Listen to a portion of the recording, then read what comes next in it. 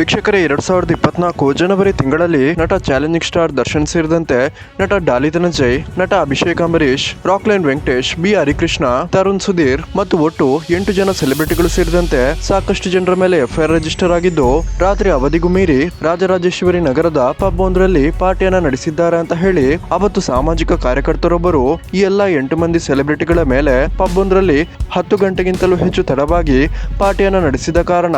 ಈ ಒಂದು ಕೇಸನ್ನ ಹಾಕಿದ್ದು ಕೋರ್ಟ್ ಕೂಡ ಇದರ ವಿಚಾರಣೆಯನ್ನ ನಡೆಸಿತ್ತು. ಆದ್ರೆ ಇದೀಗ ವೀಕ್ಷಕರೇ, ಈ 8 ಮಂದಿ ಸೆಲೆಬ್ರಿಟಿಗಳ ಮೇಲೆ ದಾಖಲಾಗಿದ್ದ ಈ ಒಂದು ಕೇಸ್ನಲ್ಲಿ ನಟ ಚಾಲೆಂಜಿಂಗ್ ಸ್ಟಾರ್ ದರ್ಶನ್ ಮತ್ತು ಡಾಲಿ ಧನಂಜಯ್ ಅವರ ಕೇಸನ್ನ ಕೋರ್ಟ್ ಕೈಬಿಟ್ಟಿದ್ದು, ಪಬ್ನ ಸಿಸಿಟಿವಿ ಆಧಾರದ ಮೇಲೆ ನಟ ದರ್ಶನ್ ಮತ್ತು ಡಾಲಿ ಧನಂಜಯ್ ರಾತ್ರಿ 9 ಪಬ್ನಿಂದ ಹೊರಟಿದ್ದು, ಆದ ಕಾರಣ